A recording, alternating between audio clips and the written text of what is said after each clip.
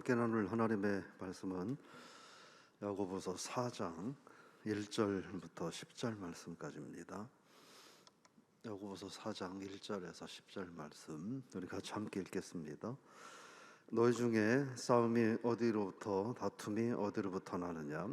너희 지체 중에서 싸우는 정욕으로부터 나는 것이 아니냐? 너희는 욕심을 내어도 얻지 못하여 살인하며 시기하여도 능히 취하지 못하므로 다투고 싸우는도다. 너희가 얻지 못함은 구하지 아니하기 때문이요 구하여도 받지 못함은 정욕으로 쓰려고 잘못 구하기 때문이라.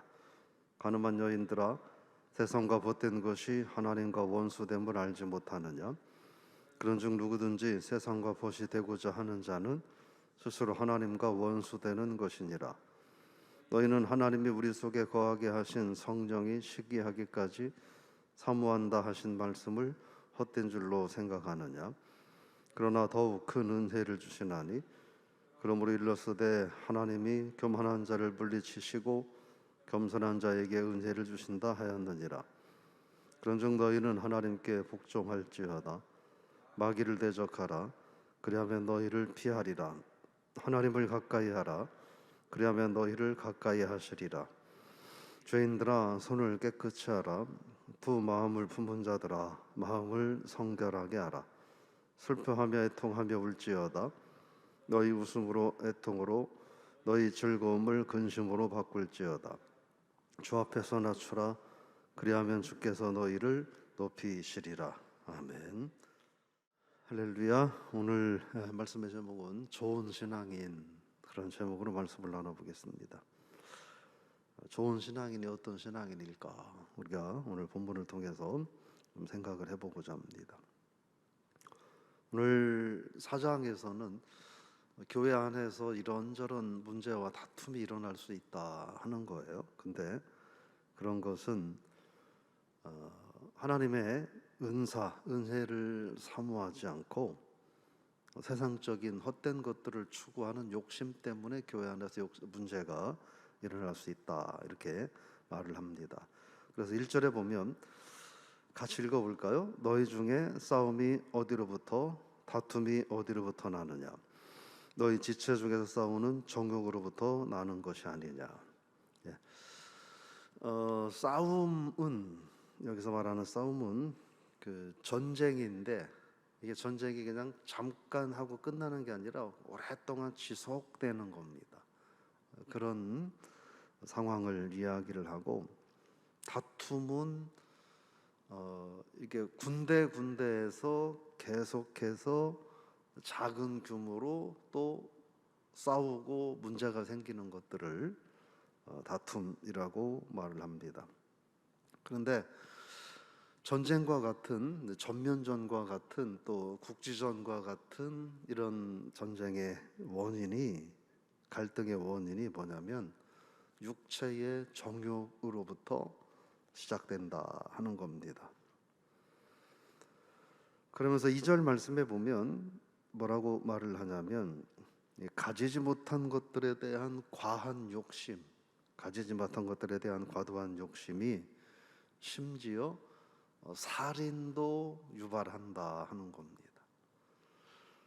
물론 정신적인 문제로 살인을 유발하는 경우도 있지만, 대부분 많은 경우에 가지지 못한 것들을 과하게 가지려고 하다가 살인을 유발하는 경우를 우리가 많이 볼 수 있습니다. 그러면서 그런 사람들이 원하는 것들을 갖지 못하는데 이유는 하나님께 구하지 않고 과도하게 인간적이고 세속적인 방법으로 그거를 얻으려고 하기 때문에 얻지 못한다, 그런 말을 하는 겁니다. 그러니까 하나님의 도움을 통해서 얻으려고 하지 않고 인간적인 방법으로 얻으려고 하는 것, 그래서 얻지 못한다. 그러면서 3절 말씀 한번 같이 읽어보겠습니다. 구하여도 받지 못함은 정욕으로 쓰려고 잘못 구하기 때문이라. 이 말씀은 하나님 앞에 구하기는 한다는 겁니다. 그런데 하나님의 뜻에 어긋나는 기도를 한다는 거죠. 하나님의 뜻에 어긋나는 기도를 한다는 겁니다. 그래서 그게 뭐냐? 정욕으로 쓰려고 한다 하는 거예요. 정욕으로 쓰려고 한다는 말의 의미는 자기 기쁨이나 내 기쁨, 내 만족을 위해서 구하는 거라는 거예요. 내 기쁨과 내 만족을 얻기 위해서 구하는 것. 잘못된 것이다 이렇게 얘기합니다. 잘못 구하는 거다. 내 기쁨과 내 만족을 구하는 것은 잘못된 거다. 그래서 잘못이라는 말은, 이 말의 의미는 우리가 그냥 생각할 때 그냥 잘못이야 이런 정도의 뜻이 아니라 악하다라는 뜻입니다. 그러니까 우리 하나님 앞에 구하는데 내 기쁨과 내 만족을 얻기 위해서 구하는 것들은 잘못을 넘어서 악한 거라는 거예요. 그래서 하나님이 그러한 것들을 주시지 않는다라는 뜻입니다. 그래서 그런 사람들은 누구라고 말하냐면 4절에서 간음한 여인들아 이렇게 말을 하고 있습니다. 이 말의 뜻은 그 뒤에 보면 세상과 벗이 된 사람이다라고 말합니다. 간음한 여인, 세상과 벗한 사람은 뭐냐면 한마디로 하나님의 뜻대로 살지 않는 자라는 의미입니다. 하나님의 뜻대로 살지 않는 자, 즉 세상과 벗되고 영적인 간음을 하면 하나님과 원수가 되는 거고 그것은 곧 하나님의 뜻대로 되지 않는 거다, 이런 의미가 되는 거죠. 그러면서 5절에서 이렇게 말합니다. 같이 읽어볼까요? 너희는 하나님이 우리 속에 거하게 하신 성령이 시기하기까지 사모한다 하신 말씀을 헛된 줄로 생각하느냐. 이거는 그런 말입니다. 아내가 남편을 떠나서, 즉 하나님의 그리스도의 신부인 교회와 성도들이 그리스도를 떠나서 세상과 벗하여 살고 있지만, 그런데 하나님께서는 그 세상을 벗하여 살아가는 하나님의 자녀들을 성령께서 옆에서 시기할 만큼 그럼에도 불구하고 사랑한다 하는 그런 의미입니다. 그러니까 그래서 6절 말씀입니다. 한번 읽어볼까요? 그러나 더욱 큰 은혜를 주시나니 그러므로 일러서되 하나님의 교만한 자를 물리치시고 겸손한 자에게 은혜를 주신다 하였느니라. 이 부분은 잠언 3장 34절 말씀을 인용하는 말씀인데요, 하나님의 능력으로 교만한 자들을 물리친다 하는 뜻입니다. 교만한 자, 즉 교만한 자라는 것은 반대말은 겸손한 자인데, 겸손한 자라고 하는 말의 의미는 뭐냐면 내가 하나님 앞에서 부족하고 연약한 존재임을 고백하고 그래서 하나님께 순종하는 자들을 하나님이 높여주신다, 그런 의미가 되는 겁니다. 반대로 교만하다고 하는 것은 내가 하나님 앞에 죄인이라고 하는 사실을 자각하지 못하고 그러다 보니까 하나님 앞에 불순종하는 자들을 교만한 자라고 말씀하시고, 그런 자들은 하나님이 대적해서 물리치신다, 그렇게 말합니다. 그러면서 7절 말씀입니다. 읽어보겠습니다. 그런즉 너희는 하나님께 복종할지어다 마귀를 대적하라 그리하면 너희를 피하리라. 복종한다라고 하는 말의 의미는 온전히 맡겨라 라는 뜻입니다. 그러니까 우리가 하나님께 우리들의 모든 삶을 온전히 내어 맡기면 이라고 하는 거죠. 우리가 하나님께 온전히 내어 맡기면 마귀를 대적할 수 있다는 겁니다. 그러면 마귀가 우리를 피한다라고 하는 겁니다. 결국 이 말의 의미는 뭐냐면 그런 얘기죠. 하나님의 백성들이 교회 공동체 안에서 다투고 시기하고 이러한 모든 일련의 모습들은 결국은 그 배경에 뭐가 있느냐라고 하는 거예요. 그 배경에는 적어도 하나님의 교회 공동체 안에서 성도들이 서로 다투고 시기하고 분쟁이 나는 것은 그 배경에는 마귀가 있다 하는 의미입니다. 마귀의 충동으로 인하여, 마귀의 그런 계략으로 인하여 하나님의 교회 안에서 다투고 시기하는 그런 충돌이 일어나게 된다 하는 것입니다. 그래서 마귀를 대적하라 이렇게 말씀을 하고 있는 거죠.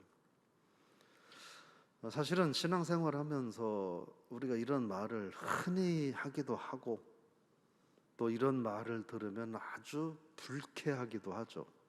그죠?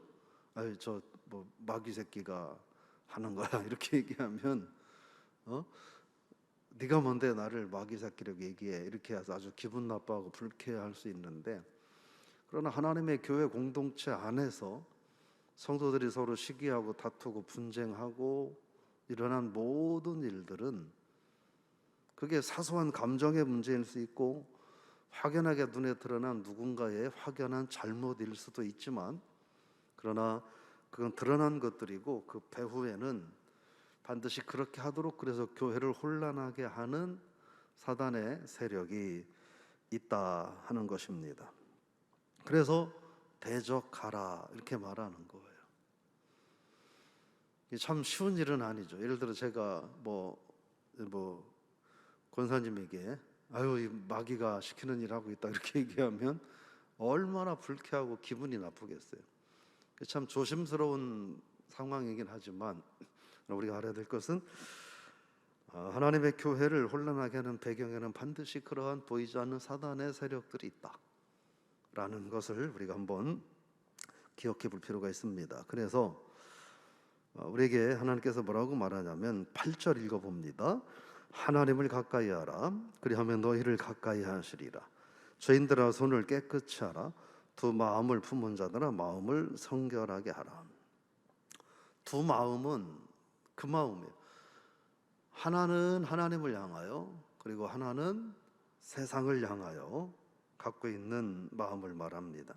근데 그렇게 하지 말라는 거죠. 하나님을 향한 마음을 온전히 갖고 하나님 말씀에 순종하라. 그러면서 9절 읽어보겠습니다. 슬퍼하며 애통하며 울지어다. 너희 웃음을 애통으로, 너희 즐거움을 근심으로 바꿀지어다. 이 말은 철저하게 회개하고 세속적인 기쁨을 버려라 라는 뜻입니다. 왜냐하면 자칫하면 우리가 세상에서 나의 기쁨이 하나님 나라에서 나의 기쁨이 되지 못할 수도 있기 때문이죠. 물론 우리가 세상에서의 기쁨이 하나님 나라의 기쁨이 될 수도 있을 겁니다. 그런 부분들도 있을 거예요. 그런데 또 자칫하면 많은 부분이 우리들의 세상에서 기쁘고 좋다고 하는 것들이 하나님 나라에서 그것이 좋은 일이 아닐 수도 있다. 그런 의미로 생각을 해보면 됩니다. 조금 더 이 말을 조금 더 다른 각도로 보면, 세상에서의 기쁨이 오히려 하나님 나라에서 애통과 근심, 이거 하나님 나라의 것이 아니겠죠.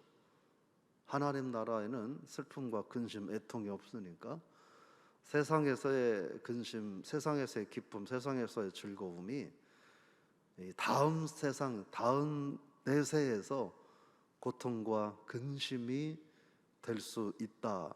그런 의미로 우리가 보면 될 것 같습니다. 그래서 10절에서 이렇게 말씀합니다. 읽어볼까요? 주 앞에서 낮추라. 그리하면 주께서 너희를 높이시리라.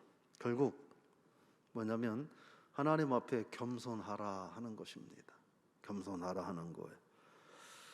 오늘 말씀을 가지고 좀 정리를 해보면, 우리가 육체의 정욕에 지배를 받으면 하나님 기뻐하는 신앙생활을 하기가 어렵다는 겁니다. 그거는 우리가 다, 저도 그렇고 우리 모두가 다 느끼는 바죠.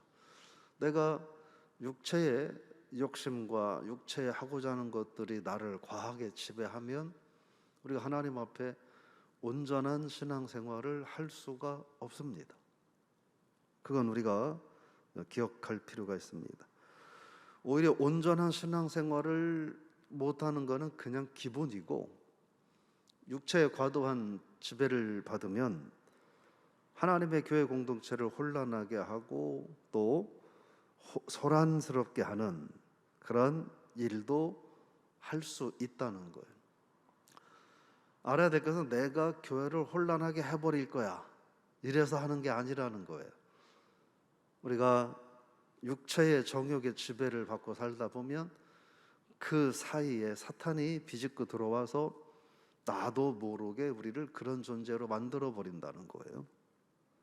그래서 우리는 하나님께서 내게 주시는 은혜를 감사함으로 받아들임으로, 그래서 온전하게 하나님 기뻐하고 하나님 영광 돌리는 삶을 살아야 한다 하는 겁니다.